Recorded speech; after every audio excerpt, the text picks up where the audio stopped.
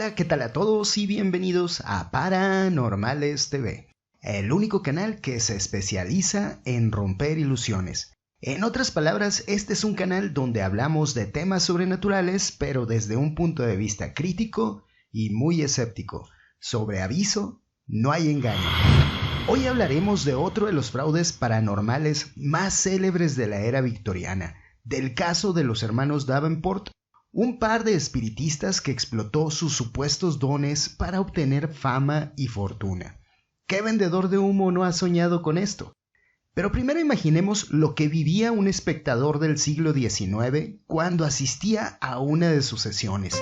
El truco más completo fue el del gabinete de los espíritus y en él puede encontrarse prácticamente todo su catálogo de efectos. Los hermanos eran atados de pies y manos dentro de un armario de 3 puertas que contenía instrumentos musicales. Una vez cerrado, los instrumentos empezaban a sonar. No en pocas ocasiones, por una rendija en forma de rombo que estaba en la puerta de en medio del gabinete, lanzaban fuera una pequeña trompeta o una pandereta.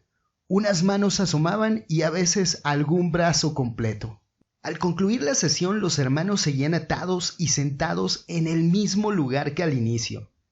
William e Ira Davenport fueron hijos de un detective de Buffalo, Nueva York, que había aprendido algunos trucos de escapismo con cuerdas. Recordemos que esa época es famosa en los pasillos de la magia, no solo por las sesiones espiritistas, sino también por ser la época de los pioneros del escapismo, que entonces no era visto como una especialidad de los magos, sino más bien como una herramienta para realizar algunos trucos. Hoy en día los hermanos Davenport han perdido credibilidad como espiritistas, pero mantuvieron su fama como los precursores del escapismo moderno. Pues bien, fue su padre quien les enseñó cómo hacerlo y montó un espectáculo con ellos. Comenzó atando a los niños y llamando a los espíritus en la oscuridad de un salón en el que previamente había colocado instrumentos musicales. El clásico nada por aquí, nada por allá. Pero ojo aquí que no estoy diciendo que los magos sean mentirosos o que los trucos de magia son algo nocivo. Quienes ya tienen un tiempo por acá saben que yo soy aficionado a los trucos de magia y que suelo usarlos para ilustrar supuestos fenómenos paranormales. Lo nocivo o dañino de esto está en la falta de ética de los vendedores de humo que hacen pasar estos efectos por poderes reales para obtener beneficios abusando de la credulidad popular.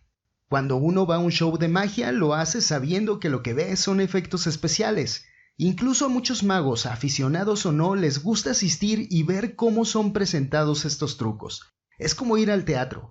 Cuando asistimos al teatro o al cine, sabemos que lo que vemos no es real, que detrás hay actores, escritores, directores, etc. No estamos ahí para creer que la comedia o la tragedia que vemos es real. Puede ser incluso que esa historia la conozcamos de antemano, pero lo que buscamos es evadirnos de la monotonía o simplemente conocer una versión distinta. A los hermanos Davenport no les importaba mucho esta sutileza. Eran otros tiempos y la ética de los magos se limitaba a no parecer un sabelotodo y no exponer públicamente los trucos que otros realizaban. Claro que como veremos inmediatamente, estas reglas no afectaban al público, que muchas veces hizo mejor trabajo exponiendo los fraudes. En 1854, Davenport padre se hizo cargo de la representación profesional de sus hijos, quienes desde entonces también contaban con un asistente, William Fay, uno de los vecinos de Buffalo, y un presentador, el Dr. Jesse Babcock Ferguson, exministro de la Iglesia de Cristo de Nashville, de la que fue expulsado por su defensa del espiritismo. Ferguson, hay que decirlo, parecía estar convencido de que los hermanos Davenport sí tenían contacto con los espíritus y así los presentaba. En sus palabras, los hermanos trabajaban con el poder del espíritu en lugar de trucos engañosos, algo que hoy en día podríamos poner en duda. Eso sí, los Davenport eran ambiguos cuando se les preguntaba si eran médiums o espiritistas, como suele suceder con charlatanes que no quieren meterse en problemas hasta el día de hoy.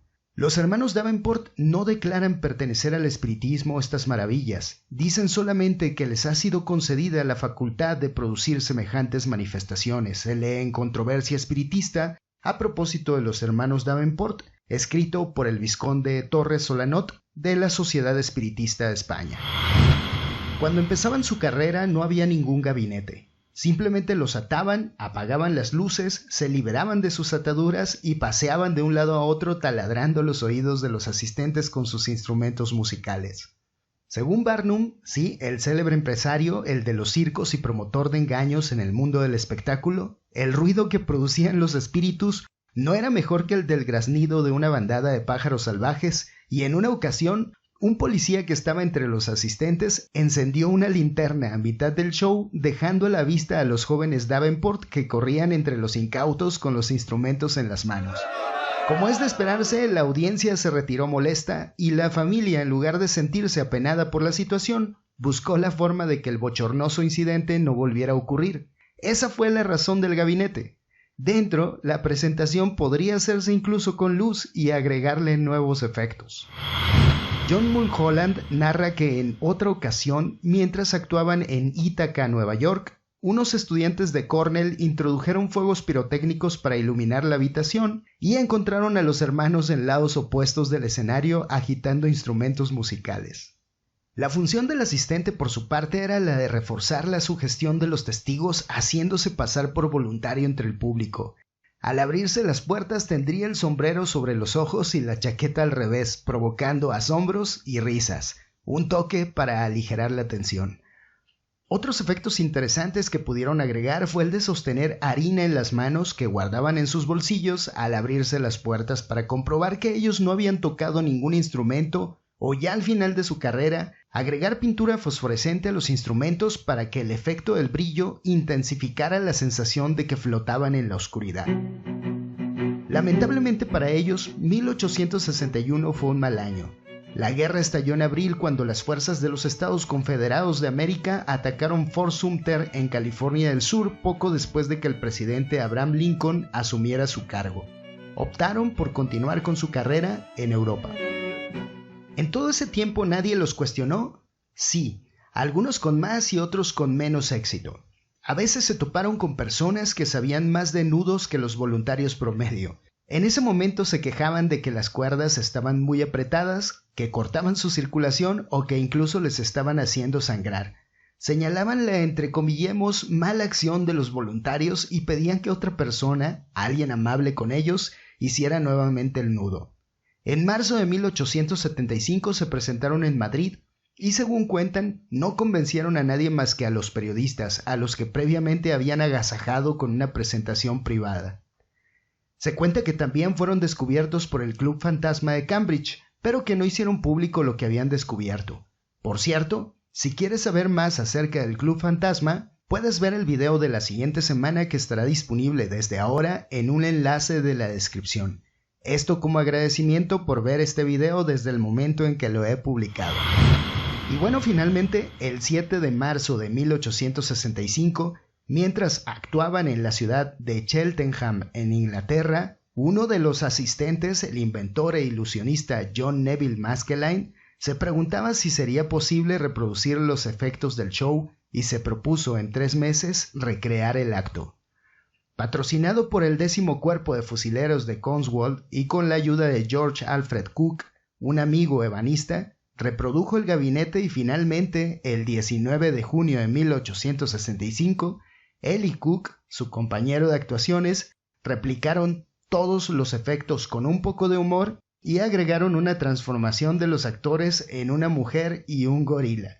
En el teatro donde se presentaron todavía puede encontrarse esta placa conmemorando el acto. Fue precisamente el éxito de este show lo que los llevó a cambiar de carrera y trabajar como magos. ¿Esto desmotivó a los hermanos Davenport? Por supuesto que no, ni siquiera mermaba sus ganancias. Recordemos que siempre hay personas dispuestas a creer o que solo quieren confirmar las creencias que ya tienen. Así que el negocio se mantuvo próspero y en 1868 Harry Keller se unió al crew hasta 1873 cuando decidió hacer carrera en solitario. O bueno, más o menos. Se llevó con él a William Fay, el ayudante de toda la vida de los Davenport.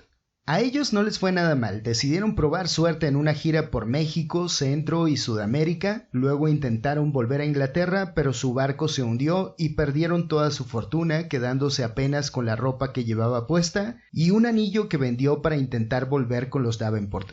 ¿Qué pasó con William Fay? Pues a él le dio las gracias y luego lo abandonó.